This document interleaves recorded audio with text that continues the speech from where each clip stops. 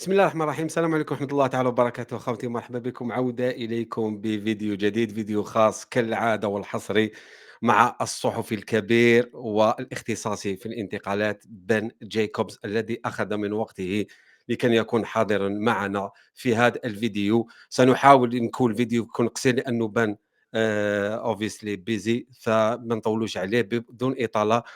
Ben, good afternoon. Thanks for being here with us. We really appreciate it. Salam alaikum and shukran. Alaikum Thank you for salam. having me. Alaikum salam, man. It's the busiest period because it's the end of the season. A lot of transfer talk, a lot of news, and obviously, we have when we talk about transfers, we can't talk about transfers without talking about the Arsenal, can we? Especially not this summer. Especially which is supposed to be the biggest summer actually in our history. That's what they say, but we'll see. Wait and see. The season is not over yet. We still got one game to play. Talking about the season, Ben, I just want to quickly talk about or rate. What did you make of Arsenal's season, and how would you rate it? Because as fans, we obviously very disappointed uh, without winning any silverware. That was meant to be our season, especially with the City. I will not say Mm. fall down, but the season they had, we all know. Also, things got worse with Spurs winning the Europa League 2 days ago. So, what did you make of it? I'm glad you mentioned that, not me. Well, I think if you remove, which we never like to do, the passion, the heart of football, the head says Arsenal in second place, Arsenal in the Champions League. That's still a very good foundation because it allows them to have the money to really go big this summer. And this summer is about win now. It's no longer building a project. It's about finding the right ingredients to win silverware. No excuses. And I think the job description of Andrea Berta is exactly that, win now. Whereas perhaps the job description when Mikel Arteta joined was more build now. So that's the positive from the season. It's still an achievement to get into the Champions League and in the end comfortably. There was still the fantastic 2 Declan Rice free kicks. There was the wins I over was there. Real I was Madrid. there. Did you have a good angle to Yeah, really see yeah. it go I got into it on the corner? camera actually. Funny enough, I got both goals on camera on my phone. So Wow. yeah, yeah. Well, there we go. 2 collector's items. So a lovely moment for you. But yeah, I think the reality is, as you rightly say, we've had a season where Liverpool were a bit of a surprise package because Salah's form was incredible, but I don't think anyone saw them moving so seamlessly from Klopp to Slot. Yeah. Manchester City fell off, and I think that Arsenal had an opportunity, and unfortunately, they were not quite consistent enough. But the most frustrating thing, I'm sure, for Arsenal fans is not about the talent, the manager, the system, even though we hear lots of debate. It's probably more the depth and the fact that it's not the first summer now we've been screaming. Even as a non-Arsenal fan, I've been screaming for that number 9, that one name that can get you 20 plus goals and depth. So if Saka's injured, you've got cover. So you've got quality on the left side. So if William Saliba, Gabriel Magalhaes gets injured, even though he's actually done okay in the back half of the season, it's not necessarily on Kirior. And then, of course, there's a debate over Declan Rice's best position, over whether Zubendi should have come in earlier, whether Martin Odegaard is still leading by example. And when a player is out of form, or when a striker's not scoring, or when you get an injury, so Mikel Merino has to play up front, the first thing you're looking for is that depth and that leadership. And I think Arsenal have had not enough depth, too many games, a few too many injuries, and unfortunately, in a season of fine margins, that's made the difference between just winning a lot of games, which they've done, playing well in patches, which they've done, showing their potential, but without any other than Champions League qualification, reward or silverware. That's why I wanted to go back because obviously, personally, I wasn't really satisfied, I would say, with the transfer window in the summer, last summer. But what we've Mm, seen during the window in the winter, that was for me madness to not to choose to continue or to carry on with the squad we had, despite all the injuries we've had, Saka, Havertz, and all Jesus, mm. and yeah, we haven't seen any signing. That was for me a madness. Even people who don't follow the Arsenal, they say, guys, the first question that comes to everyone's mind is what led to that situation? Merino playing Yeah. as a number nine, like a defensive midfield playing as a number nine. Yeah, a makeshift striker. He played there when he was a kid, and then he was Yeah. thrown in at the deep end. And when it first started, he scored at Leicester, Which by and you the way, thought it's going to be okay. which by the way, for me, Merino was he did great. I mean, in that position, when you see his numbers, I mean, he scored some goals, and the Mm. two goals, unfortunately, against your team, Leicester, who got relegated. Yeah, thanks for reminding me. Although that said, Yeah, my memories are very fond of Arsenal back in the day. The Bergkamp hat trick at Filbert Street, the best ever hat trick scored in the Premier yeah, League. But yeah, let's not talk about Leicester. We're not Premier League yeah, anymore. And I think if Arsenal fans are depressed, you can imagine what Leicester fans must be feeling as well. But look, coming back to yeah. January, I think the first thing about a January window is it is a seller's market. And if the seller doesn't want to sell or the player doesn't want to move in the middle of a season, it can be quite difficult. And I 100% agree with you that they needed somebody. But the more names we affiliated them with due to genuine interest, the quicker it became apparent that a lot of them were not available. So Evan Ferguson with Arsenal, unlike West Ham, they would have had to Mm, buy. And as it's turned out, had they done so, that would have been a massive risk because it hasn't worked out for him on loan at West Ham United. They tried, in fairness, for Benjamin Sesko, and both Leipzig and the player said, we don't want to move mid season. Victor Gyökeres was not available in January unless they paid the 100 million euros release clause, whereas in summer he's going to be available for 70 million euros. Alexander Isak was never going to move mid-season. So I think in the end they decided it would have been panic buying. And that's where there's really interesting debate because fans listening will say, is it not better to panic buy somebody economical for the extra body as opposed to say we won't panic buy, but then we're in a panic because we don't have enough mm. players in the right positions. So it was disappointing in January, but I just think the targets Arsenal wanted. And if you look now, when we move towards the summer at who they've tried for already, Martin Zubendi is Mm. pre-agreed, not available in January. Dean Howson ended up going to Real Madrid, not available in January. Joan Mm. Garcia, number 2 goalkeeper, not available in January. Nico Williams, you could have tried and triggered the release clause, but likely wouldn't have wanted to go mid-season because Athletic Bilbao are, of course, still playing and going far in the Europa League. So hindsight's a wonderful thing, I know, but if you look now at who Arsenal end up signing this summer, I'd be surprised if any of them were genuinely gettable in January. And that's probably why they didn't make any significant additions, which was disappointing for the fan base. But that budget is Yeah. still there, at least But for it's the summer. always it's for me it's related because we haven't done enough. What I think against, in my opinion, we haven't done enough in the summer, and that's what happened during the what we've seen during the winter. We let ourselves down, and yeah, we basically paid the price. But anyway, season is over. We still got one game. Let's look at some positive. I would say the arrival of Andrea Berta, big move.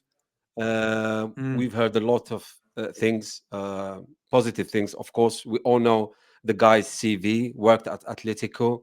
We know what he's got under his belt. Um, Before moving to Berta, there was a breaking news earlier about Jason Ato leaving the club, apparently. What do you make of the Andrea Berta's arrival? And we'll talk about Jason Ato later. Because do you think, well, I want to talk about him, um, do you think there is some sort of there will be some sort of power shift within the institution? Do you think, because we know how he used to work with Atletico Madrid, and he had the last word when it comes to signings and doing deals? Yeah, I think with Andrea Berta, it's not just a different personality to Edu, it's also a different job description. And that's probably why he's been hired and doesn't share a lot of the same personality attributes as Edu. So both excellent in the market, both well connected, both strong in emerging regions, both able to go to big European clubs and do deals. But internally, Edu and Arteta and A2, who I do understand will also leave, they were an extension of each other, which made it very cordial, but perhaps there wasn't that much challenging of each other. And the real challenge came when they got on the same page over who they wanted and would Arsenal fund that business. And we saw, didn't we, across their time working together, window after window, where sometimes Arsenal just wouldn't go up and they'd make 3 or 4 bids and then they'd stop at a certain number that felt quite close to the number you might be able to get the target for, and they'd walk away and fans would be disappointed. Now, the logic of that is you protect your position and you don't inflate the market. And then when you go and do the next deal and the next deal, you don't have what we now refer to as the Manchester United tax, where every player is 10, 15 million more than they need to be. And sometimes you dodge a bullet, because at the time, Arsenal fans were fuming about Mudryk, because I did an interview with Mykhailo Mudryk for CBS. Mudryk said, I want to join Arsenal. Arsenal fans went nuts. Arsenal bid about 98 million. Chelsea bid 100. Arsenal wouldn't go any higher. Mudryk went to Chelsea. And in a nutshell, Arsenal fans at the time said, this is the problem with this club. We don't have that cutthroat streak. We don't act quickly. Or we don't act quickly, or we don't pay the going number. But obviously, Arsenal's counter would be we protect our value. And now, if you did a poll, how many Arsenal fans would want Mykhailo Mudryk? So that's probably 98 million euros saved in inverted commas. And this is where, at the time, there's outrage towards the recruitment model. But when you take a breath and you look back at it in hindsight, maybe some of their approach was sensible. With Berta, the difference is that he will challenge Arteta. And there will be times, like we see in a big collaborative model like Chelsea, where Berta has one idea, perhaps Victor Gyökeres, and Mikel Arteta has another. Let's just call it Benjamin Sesko. And in a healthy way, and you need this, they'll argue and they'll debate. Because if everyone's just saying yes and gets on, then you don't get to the right decisions. So Berta likes an argument. And in the market, he's very shrewd. He's very ambitious. Everyone said, you're never going to get Julian Alvarez at Atletico Madrid. And if you get him, then you're going to have to pay such a high premium. You're not going to be able to do any other business. And then Berta turned around and said, I've got Alvarez. And by the way, I've also got Conor Gallagher as well. So he is very good at looking at finances and business collectively, not just individually. And that helps, because when you have that big picture, you start to understand not just what's right with an individual profile, but what's best for the character and the chemistry of a team. And Berta's big picture knowledge and his shrewdness in negotiations, and sometimes how he can be cutthroat as well internally when dealing with other senior Arsenal figures, and leading by example to get the right choices at the right time, decisively and quickly, that's going to be a point of difference. And I think I've said in other shows that Edu and Arteta became good cop, good cop. And if you're going to go in the market as a sporting director and a manager, at times you need good cop, bad cop. And I think that's where Arteta pitching amicably and then Berta being a bit more aggressive, that's probably what's going to be the biggest difference in dynamic, and hopefully it's going to result in Arsenal doing some very significant business, because Arteta's remit has been build. Berta's remit from day one is win. Even the post match, what was it, against Newcastle, and the famous declaration: enjoy the season, go to the beach, and have a good time, and make sure the ones upstairs will do what they have to do. And for me, it's kind of a big statement. That means, I don't know how you read it, but again, from a fan perspective, I mean, there you go, guys. You do your job, and also it sends a message, a kind of a message saying that I'm not the big boss anymore. There is other people dealing with transfer, and when it comes to bringing in new players.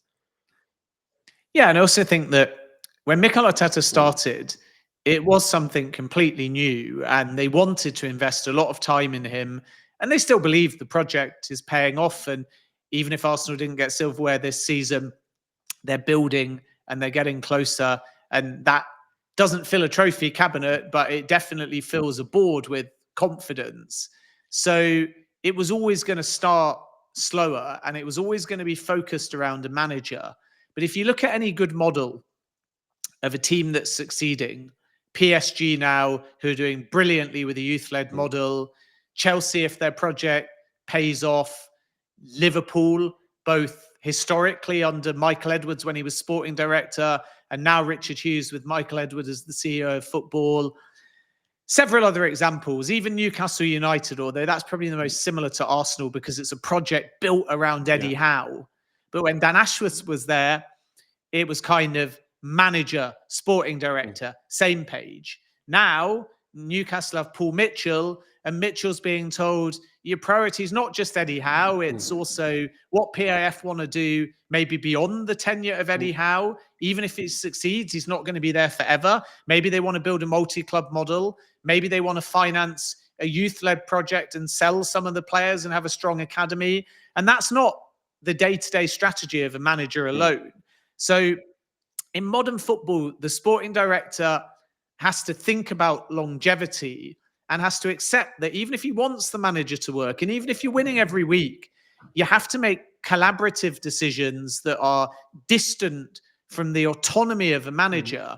Because if you rely too heavily on that manager, there's a danger when that manager goes, the project goes. And how many times in football have we seen that where, like my team Leicester, we had Enzo Maresca, we got promoted, we had all of the ball, we were brilliant in the championship, 65% of the ball, and then Maresca goes in pre-season and we bring in Steve Cooper, and it's a completely different system, style. So you've not built anything because you've put too much of a gamble on your success and your decisions and your transfers on pacifying a manager.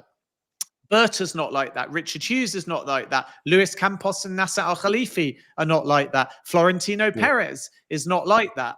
So there has to be a line that says the manager manages, but the project lives on, whether the manager succeeds or fails. And I think Berta gets that, whereas I think Edu was brilliant, and we definitely should give him credit.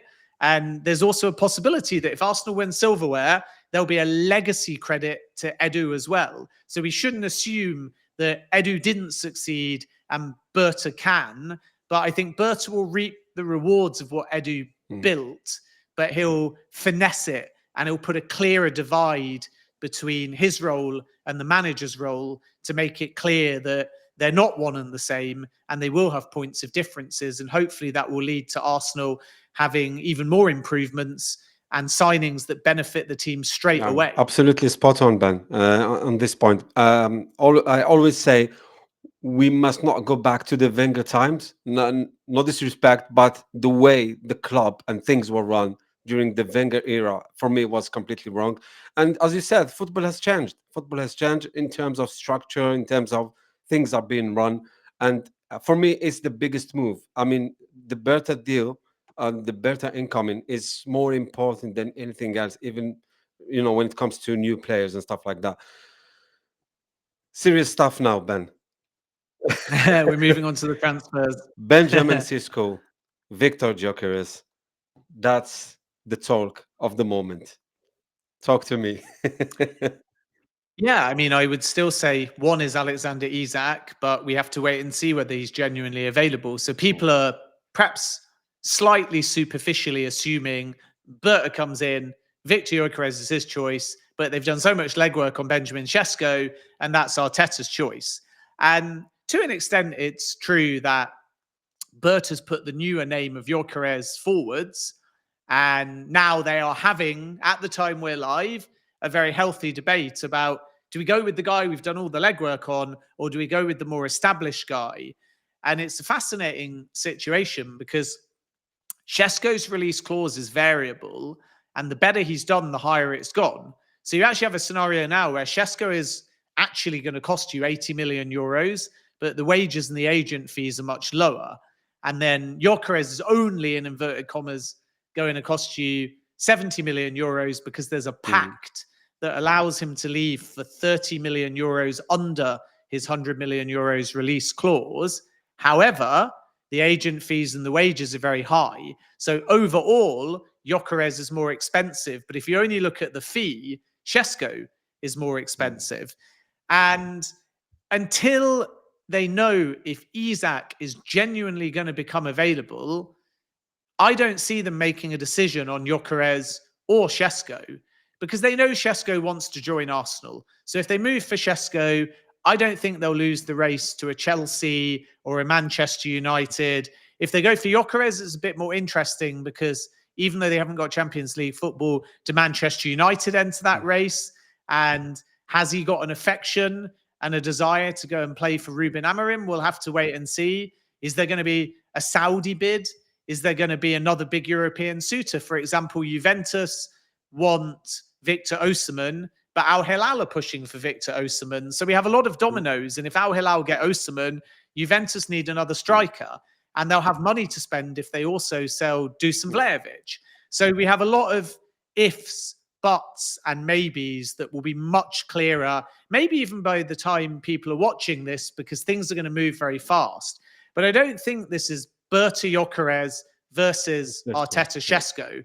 I think this is Berta and Arteta both wanting Isak. Wow. But let's see whether Newcastle get Champions League football.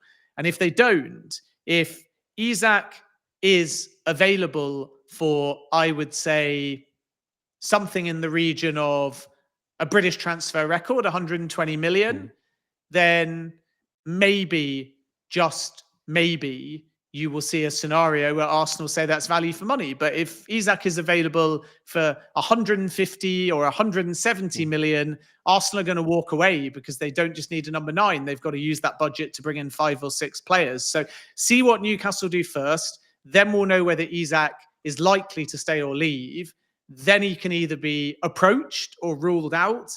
And then they'll make a determination between Sesko and Wow, Gyökeres. that's an exclusive for the channel because I wasn't thinking about Isak at all. I forgot completely about Isak. But now, according to what you're saying, Isak's name is in the mix now, and as I can understand, that's the number 1 target. That's what I understand, right? Yeah, I mean, they've always had Isak as the number 1 target. There's other names as well. If we go back 12 months ago, they were still looking at Evan Ferguson, but he's obviously had a torrid time with injuries and form. Hugo Ekitike's profile is appreciated too. So there's a few other names that are somewhat considered. João Pedro, looked at by Arsenal, by Liverpool, by Chelsea, but I'm not aware that Arsenal have moved there.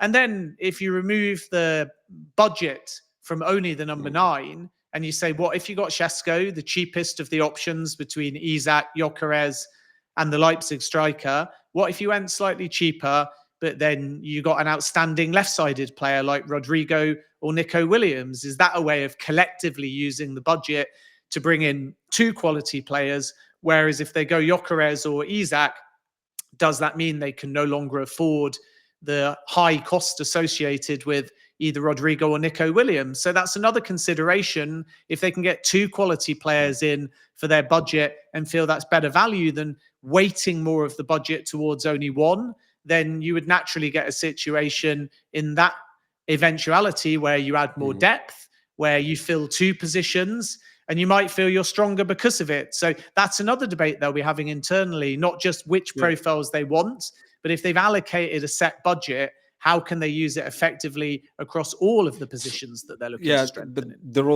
Rodrigo talks, or when we speak about Rodrigo, the interest is real, right?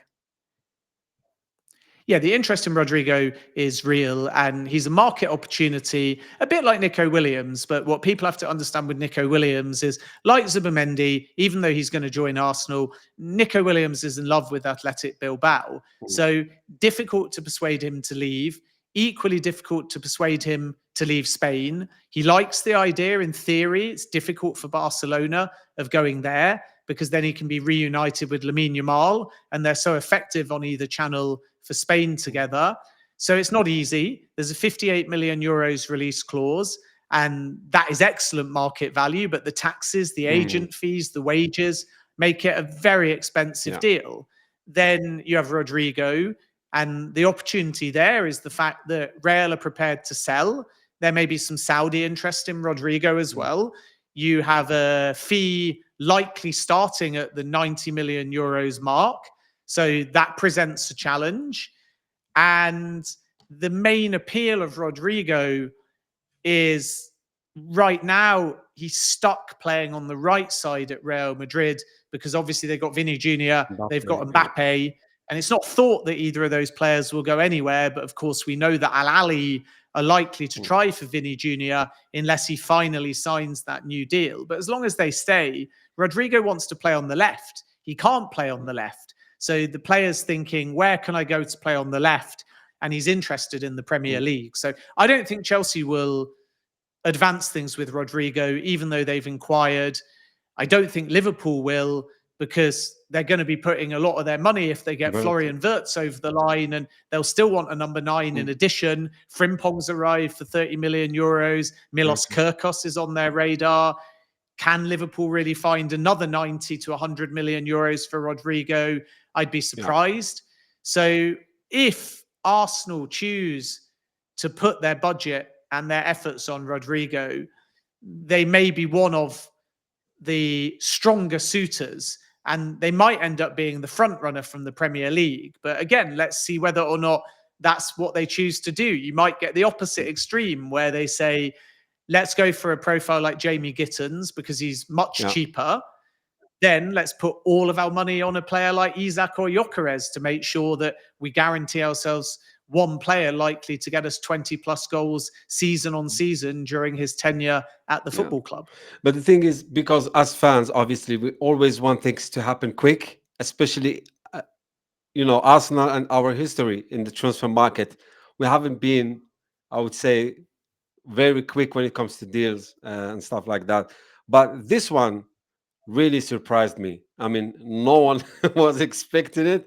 I mean, in terms not of the player joining the club, but in terms how things happened quickly and it's been sorted. I mean, wrapped up in the transfer window during the winter already. What did you make of it? Yeah, I think the Zubendi situation was always likely to happen. I think Arsenal knew this since January, and I don't think we can construe this really as Berta, even though in the box it will say Berta's first signing. But this was about Edu and Jason Etu that got the deal over the line. There is a release clause. It's a complicated release clause. Again, Arsenal have to pay the taxes. The player has to trigger it. So that formalization at the time we're recording hasn't been done yet. Yeah. But just because Arsenal got a midfielder first and a market opportunity, it doesn't mean they're ignoring the number 9 or the left wing position or the backup goalkeeper or the centre back or the left back. They just knew that they had to be quick because if they'd have waited and started this deal now, there's an outside chance that Xabi Alonso goes to Real Madrid and he says, I'm in love with Martin Zubimendi. Let's trigger the clause. Now, even if Alonso comes in, it's likely to be too late. And of course, even though as I broke at the time exclusively, it's agreed in principle, the formalization is important, and more important than any other Arsenal transfer this summer, because Zubendi has history of waking up and changing his mind. So Liverpool had an agreement in principle. They were ready to just get the deal done. And Zubendi said, wait a minute, I want to stay, because he really is in love with Real Sociedad. So Arsenal had to put in a lot of time. And this wasn't only about getting it done quickly so there's no surprise hijack from Real Madrid. They knew Liverpool weren't going to enter the race again. So they had a clear run from Premier League suitors. The earliness of the deal is also down to the fact that since January, they've been working day after day, month after month to build that relationship, to get the trust of the player, to make sure he knows the club, the facilities, the teammates, the lifestyle, all of which give him the peace of mind to finally leave. And that hard work goes unnoticed, but I don't think the deal would have happened without it. Yeah.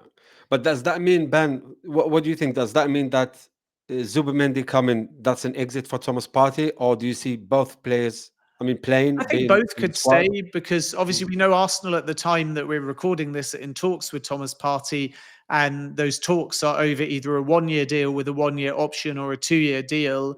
And if you'd have asked me 6 months ago, I would have said that it was more likely Partey would leave. But right now, the talks are very positive and they're moving quite fast. So I think Jorginho is going to Flamengo. We know that it's confirmed. He'll play at the Club World Cup. Partey could stay despite the fact that there's Saudi interest, but it's not done yet. But remember, even when it was apparent that Partey could go and that Jorginho was leaving and Zubimendi was coming in, they were trying to get Naipan, and now the feeling is that he's going to be off to Aston Villa. So they still want another young midfielder. And this again will be where Berta may change things, because Arteta's perspective was maybe bringing a box-to-box midfielder, someone like Rice that can play 6 or 8. But I think Berta looks at the Arsenal midfield because Odegaard has not had quite the same impact in the second half of the season or the same offensive output. And I think Berta's perspective, and it'd be interesting to see if Arteta agrees, is going to be give Rice that freedom to really push forwards and maybe even define him more as an 8. And if you do that and Partey extends and Zubimendi comes in, you're fine. But you've also lost Jorginho. And if Partey doesn't sign, maybe they'll feel they can bring a young 6 that's a proper defined defensive 6, maybe even someone that can go and drop in and cover at centre-back. Because then you're saying, all right, my 6s, my holding midfielders, you got Zubimendi, you got Partey, you've got whoever this young profile is that you bring in. And then you say to Rice, go on and have that freedom without worrying that you're going to have to drop a bit deeper and protect or be a midfield metronome. And I think that Rice, when given that freedom, will make up for the lack of offensive output at the moment, because Martin Odegaard, unfortunately, in the last few weeks has not delivered. Yeah. We were supposed to have half an hour. We're going to have Ben with us 5 more minutes. 5 minutes. My phone is buzzing with Vert's messages. So 5 minutes. Just wanted to talk about Trossard quickly, because I don't know, we've heard we read some news saying that he's in discussion, and yeah, it's positive. Do you have maybe any update on Trossard? Because he was supposed at one point to move to Saudi, I think during the winter. I mean, Trossard, like Gabriel Martinelli, is a bit of all or nothing in the sense they're contracted until 2027. So there isn't necessarily an urgency to extend now, but they're working to extend now because they either want them both to sign new deals, or at the other extreme, if the right offer comes in, they might still consider it. So it's not quite as clear cut as positive talks. Trossard, maybe Martinelli will extend. It's a case of they're advancing things, particularly with Trossard, and it probably is more likely that Trossard extends. But if in the process of extension, when the window opens, Saudi comes in with a competitive offer, I'm told Arsenal will still give that due consideration, even though these contract talks with Trossard in particular are advancing quite smoothly. Then they'll want to lock down Gabriel Magalhaes because Al Nassr are still interested. They will likely want to sort the Saliba situation out fast, because even though Real Madrid have got Dean Housen, they still may try and add another centre-back as well. Two could come in because Xavi Alonso wants younger defenders. So let's see whether that's another centre-back, whether in addition to Trent Alexander-Arnold on the right, they go for a left-back, which I think is very likely. But Arsenal are aware that if they can tie particularly Gabriel Magalhaes and Saliba down, they can breathe easy. That defence is locked in. Then you got Calafiori, another left back may come in, or maybe someone like Gerald Hatto, who's a left back, centre back. Then you get your number 2 goalkeeper. We know they like Joan Garcia. You got Zubendi in, and you think, great, everything's going according to plan in the defence and in the deep midfield. Then you've got a big question mark, because even if you extend Trossard and Martinelli, Arsenal fans will be screaming for a starting left-sided winger above both of them. So whether they stay or go, a lot of fans will be saying, bring in another that's going to start the big games ahead of them. And obviously it's the same with Gabriel Jesus and a number 9. And then I think you say, sign Bukayo Saka, but there's no real doubt there. Saka will sign a new deal. It's a matter of when, not if. But these things can still take some time. But even though Nwaneri has done quite well, do you need a bit more depth on the right side as well? And is the attacker you sign for the left side maybe someone that can go over to the right side? Because I think the beauty of what Chelsea did with Pedro Neto is he's just as comfortable on the right and the left. So that's where you come back again to this debate internally, because people will just be saying, I want Nico Williams, or I want Gittins, or I want Rodrigo. But if you actually go a bit deeper, Rodrigo's advantage is he's playing on the right, but he wants to play on the left. But if you sign him for the left and Saka gets injured, he can move over to the right and he's just as effective. Yeah. So I wonder whether instead of signing right and left attackers and maybe having one too many, because then you've got Martinelli, you've got Trossard, you've got Nwaneri, instead of doing that and having one too many, even though Sterling's going back to Chelsea, maybe you say, is the best thing we can do to sign a specialist left winger that can play effectively on the right? And then if Saka gets injured or rested, let's just call it Rodrigo. You move Rodrigo to the right temporarily, and guess what? You've got Trossard and Martinelli that you can bring in on the left-hand side. That's the depth and versatility. So it'll be interesting to see whether they look for a more versatile attacker or if they go for an out-and-out specialist on that left side.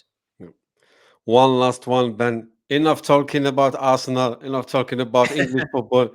We move to Saudi Arabia. For those who don't know, Ben covers the Saudi Pro League and Saudi Arabian football. And as Algerians, we cannot talk about Saudi Pro League and not talk about this guy, Riyad Mahrez. What a guy, what a player, what a career. He's won it all. What do you make incredible. of what has he achieved? And let's not forget, he started winning it all at my club, Leicester. Yeah. In the background here, behind my shoulder, there's the Messi book that you can probably see, but there's also a picture of Claudio Ranieri lifting the Premier League.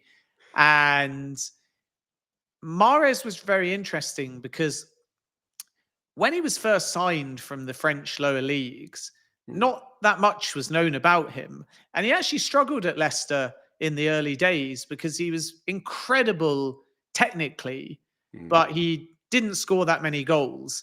And his decision-making was very hit and miss.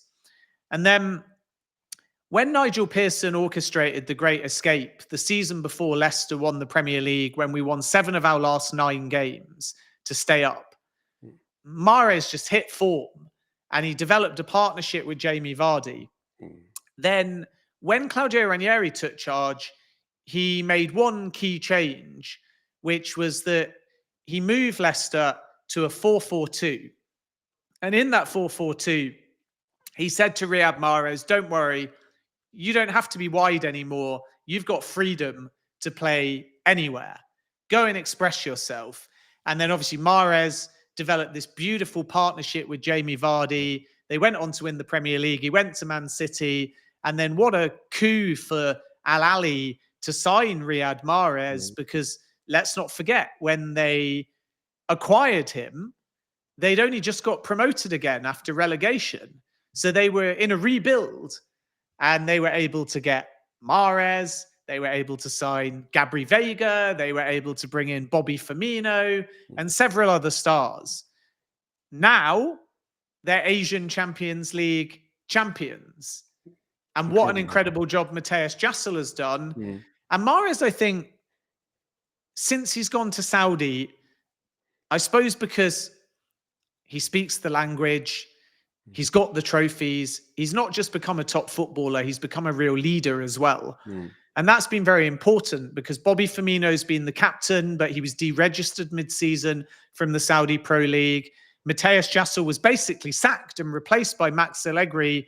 And the incredible Al Ahly fans protested and said, no, we're having none of this. It's not on Jassel, the manager, it's on the board. And they reinstated him, and he goes on to win the Champions League. And Mahrez obviously is a big part of that. And he's done very well too in bringing out the best of some of the Saudi talent in that Al Ahly team too. So I think he's the perfect player for the Saudi Pro League because they want stars. Ideally, they want people that understand the culture and speak the language. They're not afraid to play games later. They want footballers that are going to settle. And when you're someone like Mahrez or Benzema or Salah, who we know they wanted, you know immediately that going to Saudi Arabia, you're going to be getting the best climate. You're going to be getting the best hospitality.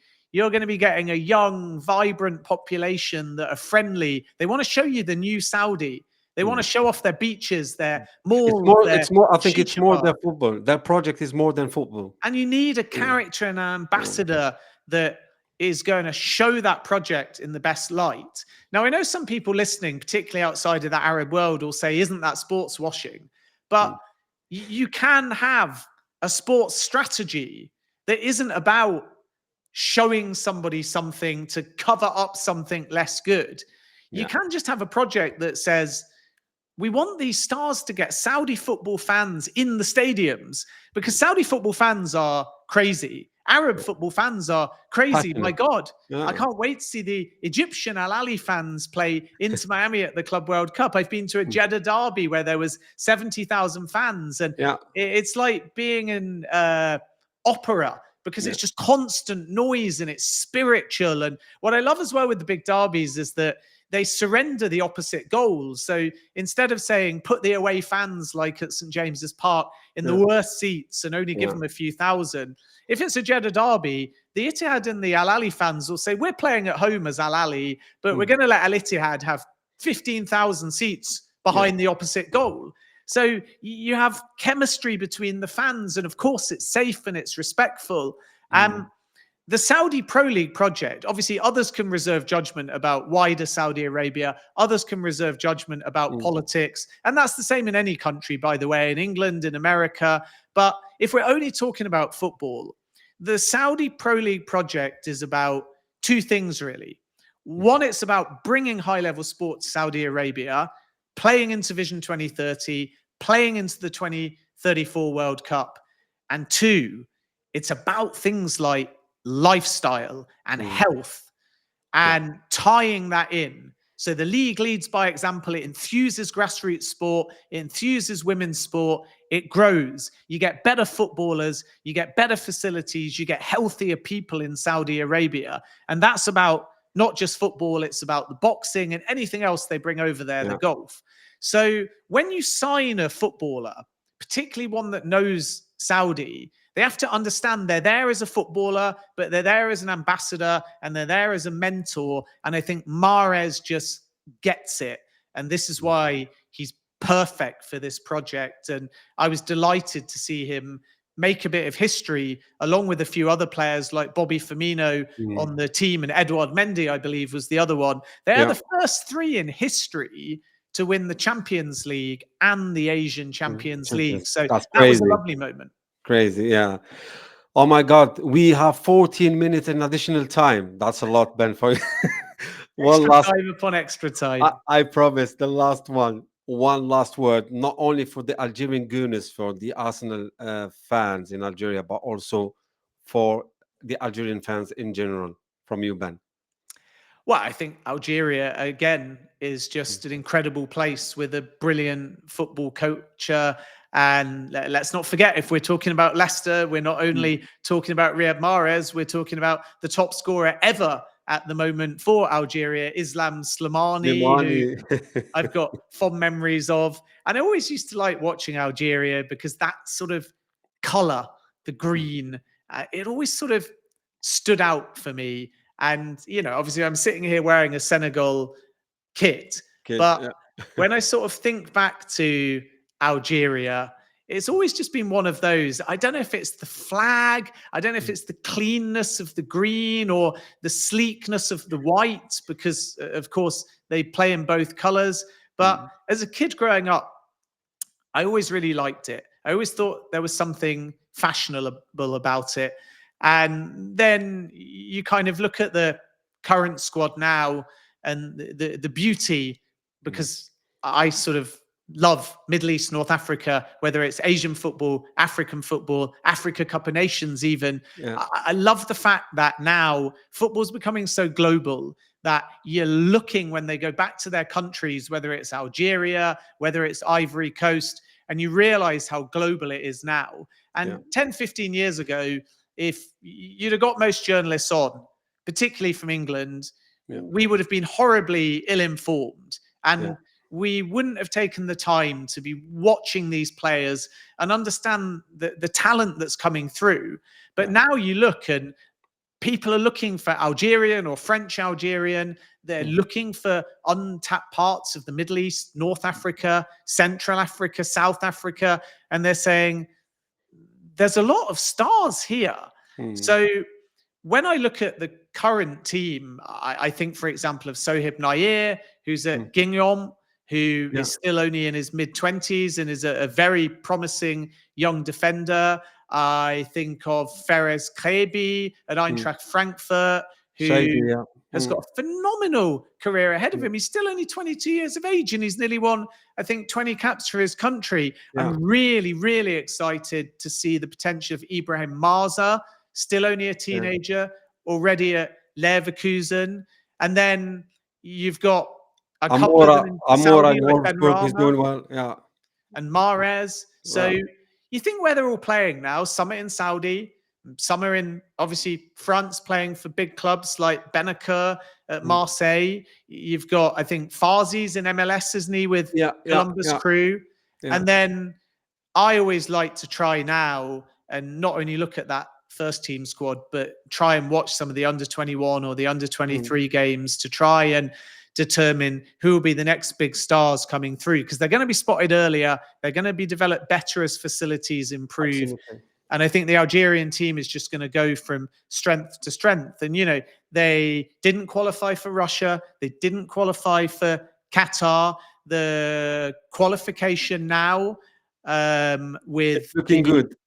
America one's going good, isn't it? I think they won 5 of their 6 games from the top of my head. Good. So I'd love to see Algeria back at a World Cup. I remember them there when they got to the round of 16 in Brazil 2014. I watched them in South Africa in the group stage as well. But everything else before that's before my time, because they went through big periods. 2002, France 98, USA 94. When I was a kid, they weren't at any of these tournaments. So let's hope they can do something special, and let's hope they can make a big splash at the 2026 World Cup. Absolutely, legend Ben. Thank you ever so much for coming into the channel. Thank you very much. Despite 18 minutes additional time. It's new football, isn't it? There's always a crazy amount of added time. It's been my pleasure. Keep up the good work, and hello to all the Gunners in Algeria. Thank you very much Ben. شكرا للجميع اللي كان حاضر معنا. الشكر جزيلا لبن جايكوبز الصحفي الكبير والمختص في الانتقالات.